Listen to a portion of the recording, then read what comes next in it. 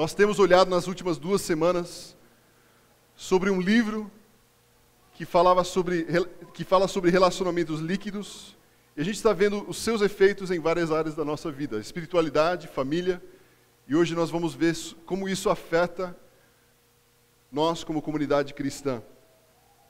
E o que eu tenho percebido é que cada um desses assuntos que estamos tratando nessa série é tão relevante para nós hoje. É tão relevante porque é engraçado como Deus mostra isso tudo para nós na tua palavra também. Ele encara esses assuntos que o livro traz à superfície e tem como nós aprender através da palavra de Deus sobre isso. E eu sei que esses mesmos assuntos vão surgir geração após geração após geração. Por quê? Porque somos humanos. Porque essas coisas parece que sempre acontecem, sempre tem um ciclo de atitudes, de pensamentos que rodam no nosso mundo. Você já parou para pensar como que as histórias que encontramos... Baixo aqui, né? As histórias que nós encontramos nesse livro aqui, ainda podemos aprender hoje sobre eles e achar que essas histórias estão falando sobre alguma coisa que aconteceu alguns anos atrás, alguns dias atrás. Como é que Deus sabia as coisas que eu ia passar essa semana? Como é que Ele sabia que eu precisava de ouvir uma palavra que foi escrita 2000 anos atrás? Porque Ele conhece esse ser aqui. Ele conhece cada um de vocês de uma forma mais profunda do que você possa imaginar. Porque Ele te fez. Ele sabe como você reage, Ele sabe como você funciona. Nós temos olhado as ideias do livro do Zygmunt Bauman, chamado Relacionamentos Líquidos, Amor Líquido, desculpa. Ele também escreveu um livro chamado Modernidade Líquida, e também, por último, outra chamada Dieta Líquida. Brincadeira, ele não escreveu essa não, tá? Seria bom, mas ele não fez isso não, tá? Mas ele escreveu sobre... Só para ver se vocês estão prestando atenção ou não para mim. Amor líquido, modernidade líquida. E a gente está olhando algumas ideias que ele traz para nós, no contexto que nós estamos hoje.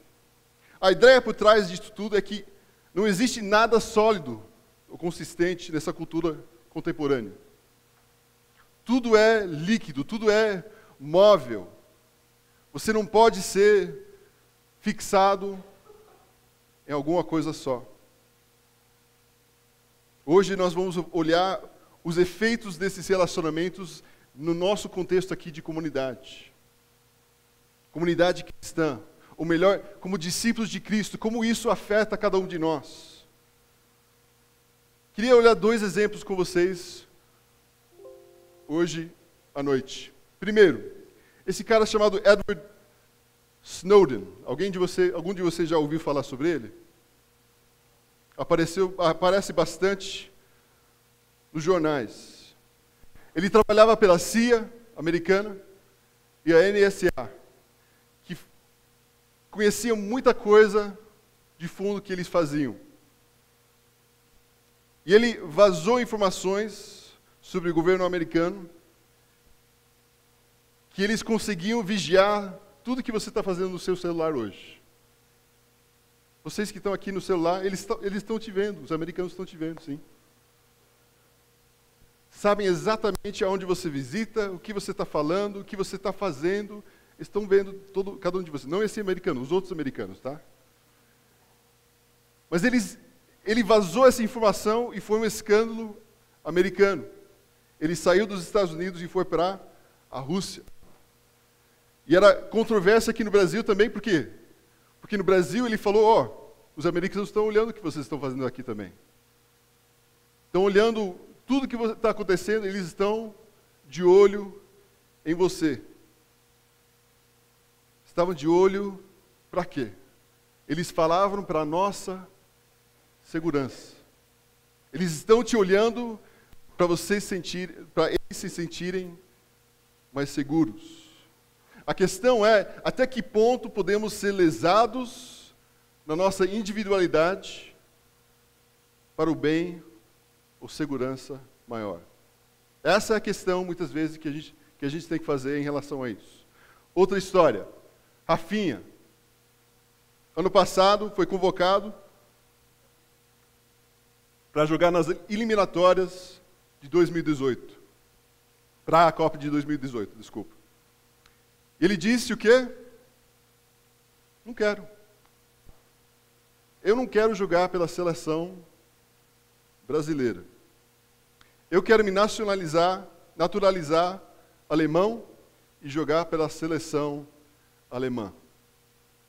Agora, sendo mineiros, sendo pertinho da cidade onde a Alemanha ganhou do Brasil, como isso bate em vocês quando vocês escutam uma notícia desse? De um brasileiro não querer jogar pela seleção, mas querer jogar pela seleção alemã. Gera uma ofensa, talvez, para a comunidade de brasileiros fanáticos pelo futebol. Talvez vocês que não se ligam com o futebol, vocês estão nem aí. Mas o que isso diz, essa atitude que ele mostrou? Ele levanta o ponto, até que ponto na nossa individualidade nós temos o direito de romper com a comunidade. Os nossos direitos, até que ponto nós podemos optar por nossa decisão e falar para o resto, ó, estou nem aí com vocês.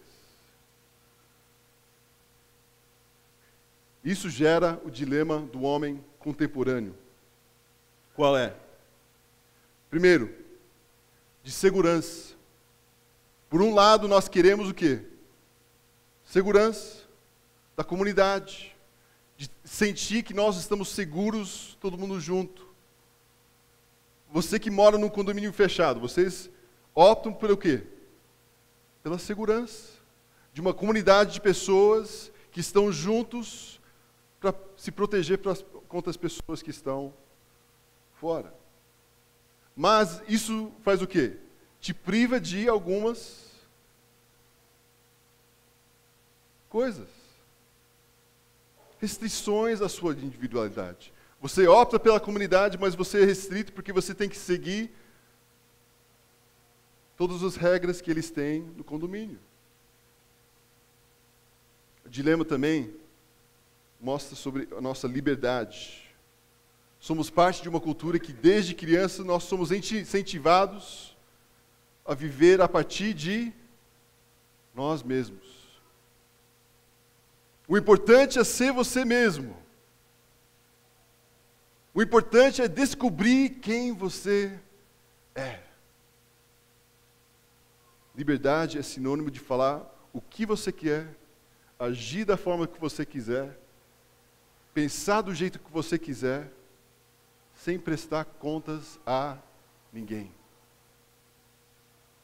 Mas liberdade gera rupturas. Liberdade sempre vai causar alguma insatisfação da parte de outra pessoa.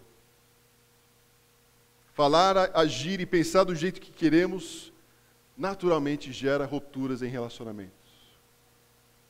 Essa é a parte ruim da liberdade. Outro livro que o Bauman escreveu, Comunidade, A Busca por Segurança no Mundo Atual, escreve sobre o paradoxo do termo comunidade. Por um lado, você quer comunidade. Nós queremos sentir parte de algo. Queremos sentir parte de algo maior. E a comunidade aliança, nós chamamos aqui de Lagoa Santa, nós integramos essa palavra no nosso nome porque sabemos que as pessoas gostam de comunidade. Eles querem sentir parte de um grupo de pessoas com o mesmo pensamento, com as mesmas ideias e poder trabalhar junto. Segurança por pertencer Segurança por pertencer, trocar experiências e pela sensação de não estar sozinho. É isso que nós queremos. Não existe nada mais frustrante de não ter ninguém para compartilhar suas experiências. Certo? Não existe nada mais triste de não ter ninguém para falar das coisas boas que estão acontecendo na sua vida. Vitórias. Compartilhar as dores que nós estamos sentindo. E a comunidade nos oferece isso.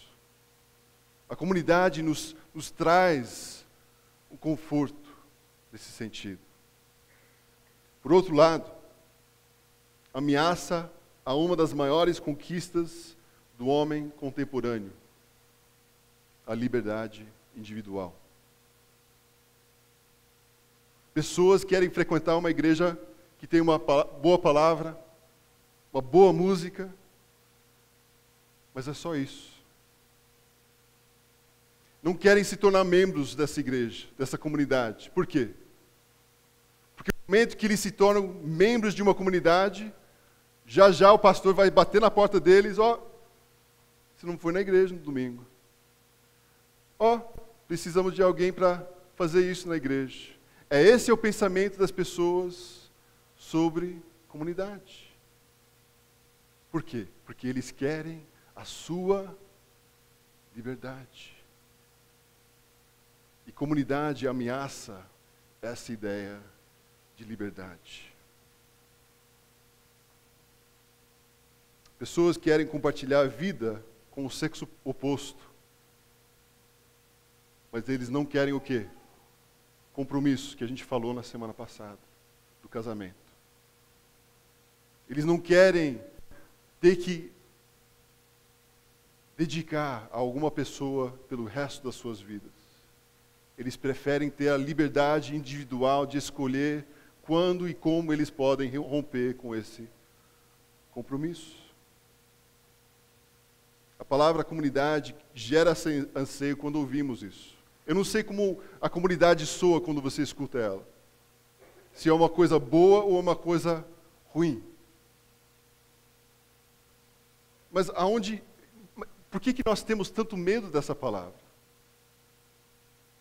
Aonde surgiu esse medo que nós temos de comunidade, de fazer parte de algo maior? Para mim, nós podemos ver claramente isso acontecendo em Gênesis 3. O Zygmunt Bauman até cita esse texto, mas ele cita como aquelas ideias de mitologia, de ideias que foram passadas pelos anos, mas não é nada verdadeiro. Não é de fato que realmente aconteceu. Eu, por outro lado, eu sei que é isso mesmo que aconteceu. Todo o nosso medo em relação à comunidade surge em Gênesis 3. Nós encontramos em Gênesis 3 a segurança plena na Trindade, do Deus Pai, Deus Filho e Deus Espírito. E não sei o que vocês pensam sobre isso, mas eles estavam completos. Eles não precisavam de mim, não precisavam de nenhum de nós. E eles decidiram compartilhar essa comunidade que eles tinham com cada um de nós. Por isso que eles criaram o homem e a mulher. Não precisavam, mas eles queriam fazer isso e dar para nós a segurança dessa comunidade. A segurança que só existe, a segurança plena que só existe em Deus, o Pai, o Filho e o Espírito Santo. Mas Deus fala que para compartilhar essa segurança, precisavam restringir uma liberdade. Qual foi essa restrição em Gênesis 3? Eles não podiam fazer o quê? Comer da árvore. Foi uma árvore de 10 que eles não podiam comer? A gente pode imaginar que foi uma árvore de milhões de árvores que eles não podiam tocar. Eles não podiam tocar só em um. Tinham milhões para escolher, mas eles não podiam tocar em um e comer desse fruto. Mas o que nós, seres humanos, queremos? A nossa liberdade de fazer o que nós queremos, de agir como nós queremos, quando nós queremos. Para compartilhar da segurança plena pelo resto da vida deles. Eles só precisavam não tocar e comer desse fruto. E eles escolheram a liberdade. Trocaram a liberdade para ter comunhão. Mas não tem como ganharmos em nossa comunhão sem restringirmos nossa liberdade. Não existe isso. No jardim, a promessa de liberdade trouxe escravidão. Os seres humanos romperam com a segurança plena que eles tinham e optaram por individualidade. E assim, seres humanos se tornaram escravos da individualidade. De lá para cá, é só eles, os seres humanos, pensando em si. Dia após dia, após dia. Um filme que eu queria falar com vocês, que mostra um pouquinho dessa história de Gênesis 3. Parábola contemporânea, na natureza selvagem. Se você ainda não assistiu, uma ótima indicação de filme para você. Se você está quase dormindo, pelo menos pega esse filme e assista, tá? Mas esse filme conta a história de um rapaz que depois dos estudos ele se decide romper com tudo que ele tem na sua vida e ele parte para a estrada para conhecer os Estados Unidos, conhecer a liberdade que ele tem e descobrir ele mesmo. Ele quer ser livre e descobrir a sua individualidade sozinho. Ele passa a viajar e viver aventuras pelos Estados Unidos, até chegar em Alasca, onde vive dentro de um ônibus abandonado e sozinho. Talvez um sonho de muitas pessoas que gostam dessa isolação. Mas lá ele come alguma coisa que começa a sofrer os efeitos de paralisia no seu corpo. Num ônibus abandonado, sozinho, sem ninguém para lhe ajudar. O interessante é que o diário, não vou contar o final, tá? Para vocês. Eles encontram o diário desse rapaz depois. Nesse diário tem uma frase que ele escreveu que se tornou famosa por causa desse filme. A felicidade só é verdadeira quando compartilhada. A felicidade só é verdadeira quando compartilhada com outra pessoa. 2 semanas atrás eu fiz uma viagem para os Estados Unidos. E o Adam gosta muito de viajar. Ele viajou bastante esse último ano. E uma pergunta que ele sempre me pergunta antes de eu viajar é se eu estou animado para viajar. Se eu estou com muita alegria de estar indo numa viagem. E eu sei que, sendo jovem, eu ia fazer a mesma pergunta. Mas quando nós ficamos mais velhos, quando nós temos uma esposa, família, quando nós temos que viajar e estamos viajando sozinho, não tem a mesma alegria. Não tem o mesmo ânimo. Por quê? Porque a felicidade só é verdadeira quando é compartilhada. Sim, eu vi muita coisa legal, mas cada vez que eu via alguma coisa legal, eu pensava, como seria bom se a Berê, Adam, Logan e a Meg estivessem aqui comigo. E é isso com as nossas vidas também. Nós precisamos de comunidade para compartilhar as coisas que nós estamos vivendo. O que importa títulos se você não tem com quem compartilhar?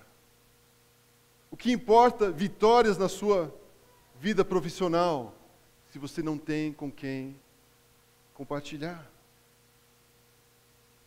Tim Keller, um cara, talvez a gente não fala muito sobre ele aqui. Tim Keller, no livro A Fé na Era do Ceticismo, escreve: um dos princípios do amor, seja ele a base de uma amizade ou de uma relação romântica, é a necessidade de abrir mão da independência para alcançar uma intimidade maior. Não tem como experimentar uma intimidade maior sem você fazer o quê? Abrir mão da sua independência. Ainda, não é possível desenvolver um relacionamento profundo e tomar decisões unilaterais ou impedir que o outro em nada opine com relação à maneira como você leva a vida. Desculpa. Com certeza, esse relacionamento é mais complexo e mais difícil de fazer. Seria muito mais simples fazer sozinho. Acho que todos nós já pensamos isso uma vez. De ter que esperar para a comunidade fazer alguma coisa. Seria muito mais fácil pegar a estrada e ir sozinho na minha vida. E que ela conclua: para gozar a felicidade e a liberdade do amor, é preciso abrir mão da autonomia individual. Deixa eu repetir isso. Para gozar a felicidade e a liberdade do amor, é preciso abrir mão da autonomia individual. Se você tem em sua mente e coração formatada por nossa sociedade e cultura, sua reação a essa frase é: você está louco? Abrir mão da minha independência? Você está doido? Não vou fazer isso. Com certeza, você está errada. Mas sabe por que a gente pensa assim?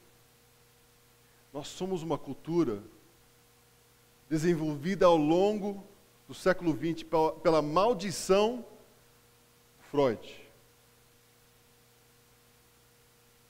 que nos convenceu que a nossa individualidade é a coisa mais preciosa que existe na história e no universo.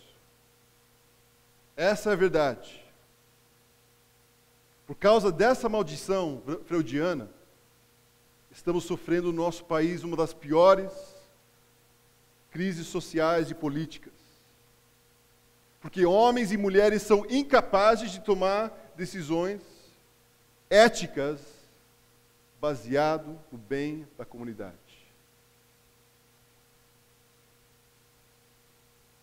Porque o que vale é a individualidade. O que vale é o meu bolso.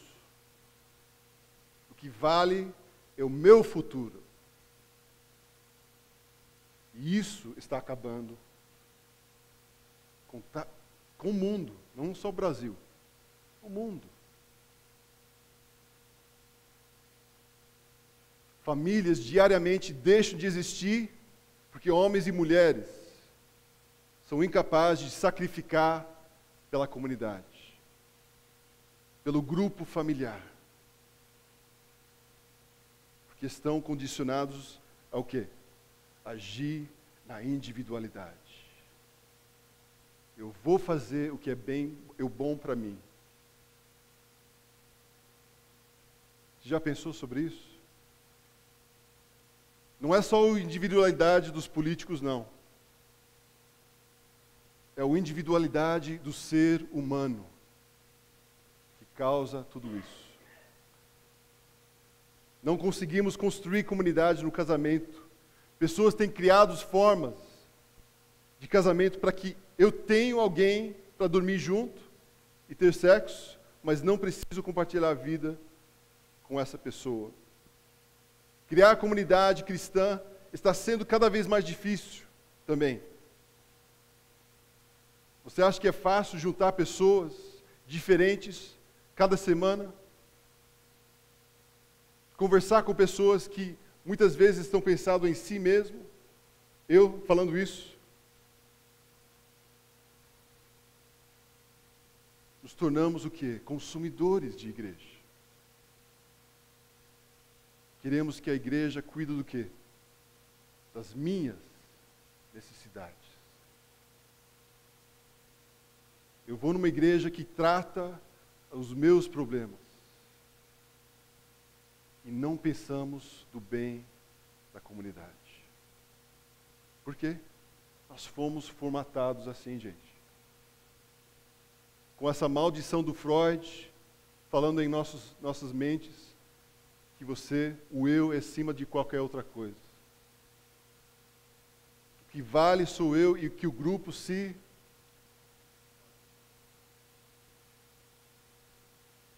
Isso nos leva a perguntar, o que Jesus tinha a falar sobre isso? Se Jesus vivesse hoje, qual seria a posição dele sobre os relacionamentos líquidos? Ele iria encorajar a individualidade ou a comunidade? Eu acho que para a maioria de nós isso é simples, é fácil. Você não precisa ser um teólogo, não precisa ter um mestrado estudando a Bíblia para entender que Jesus optava pelo quê? A comunidade. Jesus estava construindo uma comunidade de discípulos. É claro que essa comunidade, que não anula a individualidade de cada um, não quer dizer que você não pode ter mais personalidade, não pode ter mais opiniões, não é isso. Mas a gente deixa de lado talvez as nossas opiniões e ideias para o bem do quê? Da comunidade. Um exemplo perfeito disso é Simão o Zelote, um dos discípulos de Jesus. O Zelote naquela época era quase um terrorista xiita hoje em dia. Se o César estava passando na rua, ele quase ia colocar uma bomba nele para explodir o César. É esse tipo de pessoa que Simão o Zelote era. E do outro lado, no mesmo grupo de pessoas, nós temos Mateus, o publicano. O cara que arrecadava impostos para quem? O Império Romano. Grupo de 12 homens, e tem um cara xiita, terrorista, e um cara trabalhando pelo Império. O americano, vamos dizer. Terrorista islâmico, o americano junto. No mesmo grupo, sendo transformado pela comunidade e a verdade de Jesus Cristo. Imagina a conversa entre esses dois. A gente acha que as conversas políticas aqui no Brasil estão difíceis. Imagina as conversas entre esses dois caras naquela época. Também, a comunidade não incentiva a ambição por ser diferente, por ser distinto enquanto indivíduo. O mito que existe é que eu preciso ser diferente, ser distinto. Eu me deixar fazer parte de uma comunidade vai negar o meu indivíduo. Eu não vou ser reconhecido por quem eu sou. E tem muita gente, talvez nessa geração, que quer se destacar. E isso é ótimo. Mas não se destacar sobre ou acima do grupo. Por último, uma comunidade que tem no serviço ao outro a marca maior de uma identidade segura e livre. Essa imagem aqui, você sabe o que é? Imagem de uma bacia e toalha. O que isso representa para nós, quando a gente vê essa imagem?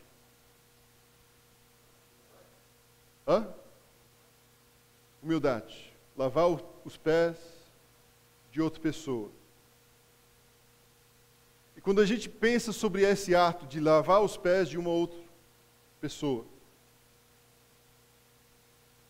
é uma coisa fácil de fazer? É uma coisa que a gente não pensa duas vezes antes de fazer? Não. Por quê? Porque a gente se sente insegura em fazer alguma coisa assim. Somente quem se sente amado e aceito consegue tomar a toalha e a bacia para lavar os pés daquele que o cerca. Pessoas inseguras são pessoas que constantemente querem que os outros façam isso para eles. Reflete em como o marido lida com a sua esposa. Reflete em como a esposa lida com o marido e os filhos. Se não consegue servir o marido ou a esposa ou os filhos, é bem provável que você não está seguro em quem você é em Cristo. Nós só conseguimos servir um ao outro se nós estamos seguros quem nós somos em Cristo, gente. Porque senão a gente vai ficar inseguro dia após dia após dia. A segunda afirmativa sobre isso também: somente quem é capaz de tomar a toalha e a bacia para lavar os pés daqueles que o cercam se mostram realmente livres. Livres do que os outros vão pensar de mim. Eu não vou me importar se as pessoas estão me olhando quando eu estou lavando os pés do Leandro, do Rogério, do Ademárcio. Isso não importa para mim.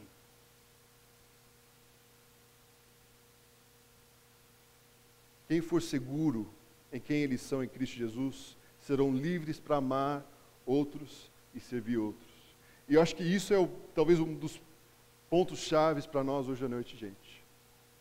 Muito do que a gente faz ou não faz aqui na comunidade baseia-se sobre isso. Sobre ser seguro e livre. Se você não está seguro em quem você está em Cristo, vai afetar do jeito que você lida com as outras pessoas. E se você está inseguro em o que as pessoas vão falar de você, você não vai se sentir livre para servir outras pessoas. Em João 3 capítulos depois de Jesus lavar os pés dos discípulos, nós encontramos a oração de Jesus. João 17. Começando no versículo 11. Não ficarei mais no mundo, mas eles ainda estão no mundo. E eu vou para ti, Pai Santo, protege-os em teu nome, o nome que me deste, para que sejam um, assim como somos um. Vou lá para versículo 21. A minha oração não é apenas por eles. Quem? Eles, discípulos que estavam lá. Rogo também por aqueles que crerão em mim. Quem são esses? Nós, aqui em Lagoa Santa, 2017. Por meio da mensagem deles, para que todos sejam um, Pai, como tu estás em mim e eu em ti. Que eles também estejam em nós, para que o mundo creia que tu me enviaste. Jesus aqui está pedindo pela proteção da comunidade dos discípulos. Jesus sabe que é difícil ter comunidade. Jesus sabe que é difícil ter unidade com um grupo de 70, 80 pessoas. A tendência que começou em Gênesis 3, de ter medo disso, a tendência que nós temos de optar pela individualidade, ou liberdade, inviabiliza e sabota a construção de comunidade. Essa é a nossa diformidade herdada. E qual é o foco desse pedido? O pedido de Jesus tem o foco de unidade. Ele está pedindo para que nós sejamos unidos. De novo, Jesus sabia que é difícil viver em comunidade. Para ter isso, precisamos de intencionalidade. Nós precisamos ter intencionalidade de viver juntos, unidos. Isso não acontece só juntando todo mundo junto e falar, ó, sejam unidos. Você tem que trabalhar para isso. Nós temos que trabalhar para isso. Casamento é só um ajuntamento de duas pessoas se não tem intencionalidade. Se você não é intencional com a sua esposa, com o seu marido, vocês só vão estar juntos só. Não vai ser um casamento. nós também vemos que Jesus previa o crescimento. Ele pensava naqueles discípulos naquela época, mas ele pensava que esse grupo seria aqui hoje, em 2017, maior ainda. E o que acontece quando tem mais gente? É mais difícil. Por isso que Jesus ora por nós. Família Warden. Em 2011, éramos 3. Antes disso, era fácil. Muito fácil. A gente podia planejar as nossas coisas em tranquilidade, tranquilo. Conforme o Adam foi crescendo, foi mais fácil a gente optar em fazer certas coisas. 2013 começou a complicar um pouquinho mais. 2014 complicou de vez. Crescimento em família tem o mesmo efeito em comunidade. Tem muitas opiniões, tem muitas ideias diferentes, e você tem que trabalhar junto para ir no lugar junto. Cada um não pode ir por si só fazendo o que bem quer fazer. E isso tem sido uma mudança nas nossas vidas. E eu creio que isso também pode acontecer na nossa comunidade. Mesmo que a gente tenha 70, 80, 100 pessoas aqui, se nós todos estamos focados em manter isso, a nossa unidade, podemos ir muito, muito longe. Versículos 14 e 16, Jesus identifica os inimigos da comunidade dos discípulos. Deles a tua palavra e o mundo os odiou, pois eles não são do mundo, como eu também não sou. Não rogo que os tires do mundo, mas que os protejas do maligno. Eles não são do mundo, como eu também não sou. Palavra mais repetida aqui? Qual é? Mundo. Agora, esse palavra mundo quer dizer o quê? A palavra grego aqui é o cosmos. Temos várias opções. Obrigado. Primeiro, sinônimo de universo criado. Gênesis 1 e 2, Deus criou o mundo. Tudo que existe, Ele criou. É isso que é uma das opções. Segunda opção, seres humanos. Homens e mulheres, nós somos o mundo. Nós encontramos esse mesmo termo para João 3,16. Deus tanto amou o mundo que deu o seu Filho unigênito. Terceira opção que nós temos, sistema corrompido e disfuncional. Cultura que foi gerada desde Gênesis 3. Que sabota constantemente o plano de Deus em nossas vidas. Agora, se a gente olhar de novo o texto, qual encaixa desse cosmos que a gente vê aqui? Será que é natureza, universo criado? Não. Homens e mulheres? Pode até ser. Se eles estão corrompidos pelo sistema disfuncional. Mas é muito mais essa última opção. O sistema corrompido e disfuncional, que é o nosso inimigo. Esse mundo vai contra a comunidade e unidade, gente. Se o mundo é pró-eu, então qualquer coisa que vai contra isso, eles não querem. E se queremos construir isso, sabe o que vai acontecer? O mundo vai resistir isso. As pessoas não vão querer se encaixar nisso. Paz mundial, que eles sempre falam as mulheres sempre falam, o que você quer pro mundo? Eu quero paz mundial. Gente, isso nunca vai acontecer. que todo mundo se dá bem e todo mundo está unido, isso nunca vai acontecer. Nunca.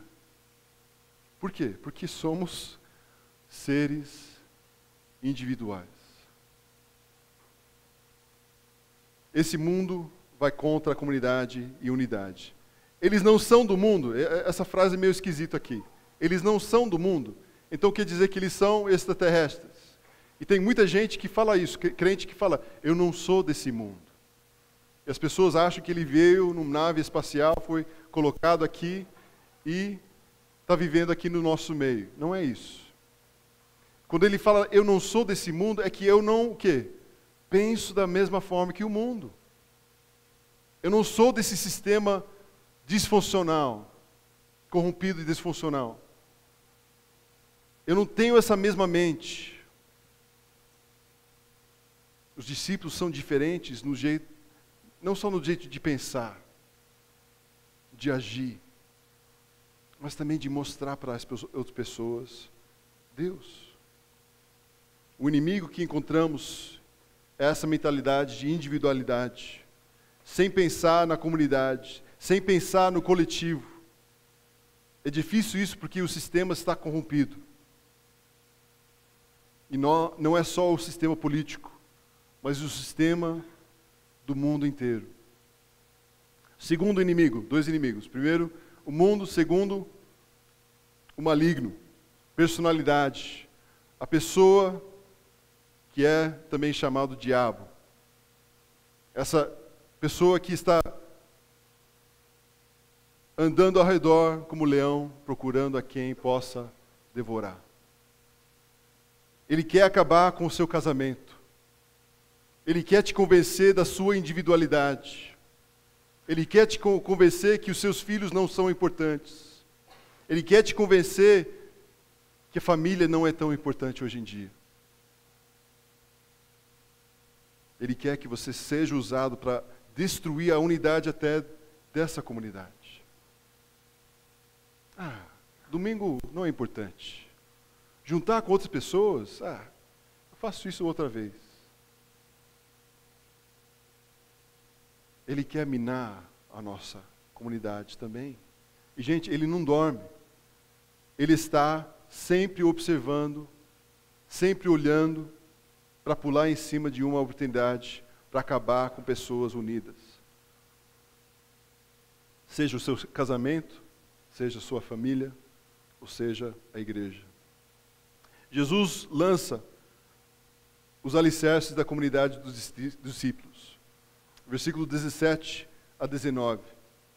Santifica-os na verdade, a tua palavra é a verdade. Assim como me enviaste ao mundo, eu os enviei ao mundo, em favor deles eu me santifico, para que tu também sejam santificados pela verdade. Tem duas estacas sobre qual a comunidade deve ser construída. Primeira, a palavra de Deus nos dá o norte. Não é negociável isso. Não é algo que a gente pode mexer. Isso é a palavra de Deus. A palavra é contra a cultura. O mundo deve perceber isso conosco. Eles devem olhar para cada um de nós e ver alguma coisa diferente em nós. Não do jeito que a gente veste, não do jeito que a gente fala, a linguagem de cristão, mas do jeito que a gente pensa, do jeito que a gente age, deve ser diferente do mundo. A segunda estaca, a missão. Assim como me enviaste ao mundo, eu os enviei ao mundo. Na comunidade dos discípulos, a unidade não é um fim, mas sim um meio. Não é tornar a comunidade aqui um lugar cada vez mais gostoso, mesmo que a gente faz isso às vezes, acolhedor, mais ar-condicionado, frio para alguns e mais quente para outros, mais café. Não é isso que ele está falando. Não é por isso que fazemos tudo isso. Nós queremos ser mais unidos para quê? Qual é o motivo? Desculpa. Que eles sejam levados à plena unidade para que o mundo saiba que tu me enviaste e os amaste como igualmente me amaste. Jesus ora para que nós sejamos um, não para virar um grupinho gostoso, mas para que nós estejamos em missão, para que as pessoas vejam a unidade que nós temos, o amor que nós temos um para o outro, e eles querem saber o que é isso. Como é que eu consigo ter isso? Como é que eu posso fazer parte disso? Como é que eu conheço esse cara Jesus? A missão de Jesus é que mais pessoas venham a Cristo. Por isso que nós falamos que nós somos uma igreja para os de fora. Nós somos uma igreja em missão para alcançar mais pessoas lá fora. Isso não quer dizer que nós não importamos com as pessoas de dentro. Mas nós sabemos que a nossa missão como comunidade é alcançar aquelas pessoas que ainda não conhecem Jesus. Por que nós queremos crescer? Para que nós temos mais pessoas saturando Lagoa Santa, mudando o cosmos, mudando o jeito de pensar do Lagoa Santense, Santense. Que essa cidade reconheça quem é Jesus. Para refletir e praticar com vocês. Em seus diversos relacionamentos, sua liberdade, individualidade, tem inviabilizado a construção e manutenção de comunidade?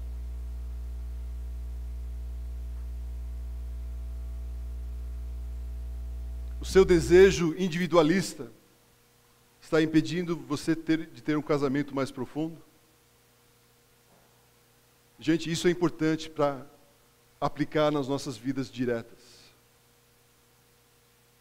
A sua individualidade está impedindo você ter um relacionamento mais profundo com sua esposa, com seu marido?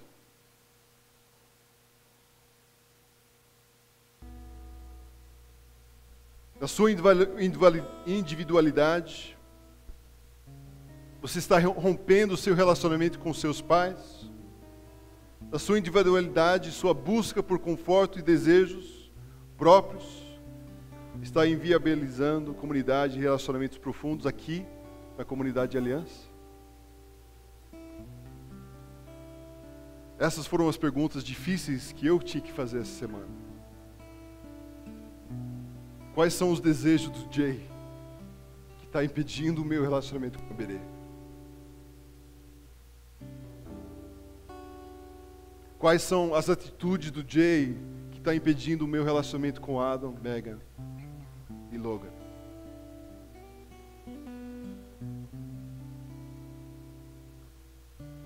Quais são as minhas atitudes que estão impedindo que eu seja um pastor melhor para a comunidade?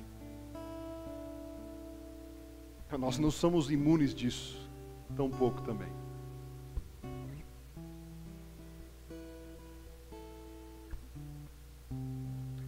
Segunda pergunta. Quanto do anseio por ser diferente, ou ser distinto, tem lhe conduzido na direção de rupturas? Talvez você já tomou algumas decisões na sua vida para ser diferente, para ser livre. E isso tem causado rupturas em alguns relacionamentos. Filhos fazem muito isso. Rompem com os pais para serem eles mesmos. Que relacionamentos nós precisamos, talvez, reconciliar? E a última pergunta: suas palavras e atitudes têm contribuído na construção da comunidade do discípulo de Jesus? Vocês só estão escutando essas coisas de domingo, mas não estão praticando durante a semana? Ou vocês estão transformando a sua fala, transformando o seu jeito de pensar de agir durante a semana. Eu não sei com vocês, mas é engraçado como Deus usa certas ocasiões na nossa vida para, parece que, martelar um pouquinho mais uma ideia. Hoje de manhã eu estava lendo Filipenses 2, capítulo 2, versículos 3 a 8. E cabe tão bem esses versículos, cabe tão bem o que Jesus fez e que Paulo nos encoraja a fazer, que eu queria compartilhar com vocês esse texto antes da gente orar. Nada façam por ambição egoísta ou por vaidade, mas humildemente considerem os outros superiores a si mesmo. Cada um cuide não somente dos seus interesses, mas também dos interesses dos outros. Seja a atitude de vocês a mesma de Cristo Jesus, que, embora sendo Deus, não considerou que o ser igual a Deus era algo a que devia apegar-se. Mas fez o quê? Esvaziou-se de si mesmo, a si mesmo, vindo a ser servo, tornando-se semelhante aos homens, e sendo encontrado em forma humana, humilhou-se a si mesmo e foi obediente até a morte, e morte de cruz. Se vocês não fizeram essa ligação, Jesus optou pelo bem da comunidade. Ele negou a sua individualidade.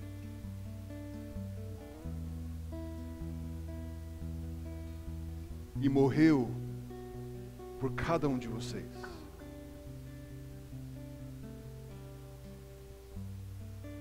Isso é amor. Isso é o exemplo que nós temos de viver.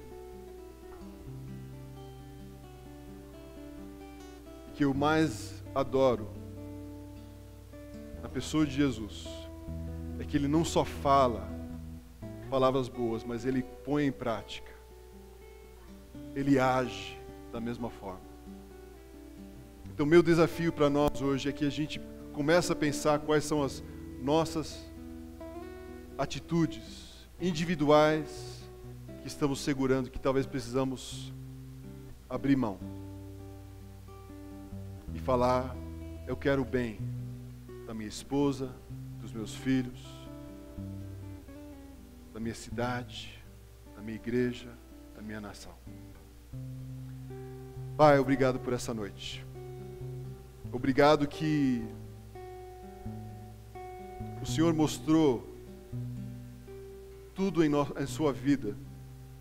Alguém que pensou muito mais além do que o seu próprio bem. O Senhor pensou sobre cada um de nós. Pensou sobre o mundo e como Ele poderia salvar o mundo. E nós te agradecemos por isso, Pai. Mas, Pai, eu sei que é tão difícil hoje em dia. É tão difícil tirar essa mentalidade das nossas vidas de pensar em nós mesmos. Mas eu peço, Pai, que o Senhor ajude cada um de nós, cada um, a começar a abrir as nossas mãos dos nossos direitos, das nossas atitudes que nós temos, e de lutar pelo bem do nosso casamento, das nossas famílias e da bem da nossa comunidade. Obrigado mais uma vez por tudo, Pai, que o Senhor tem nos dado. Em nome de Jesus que eu oro.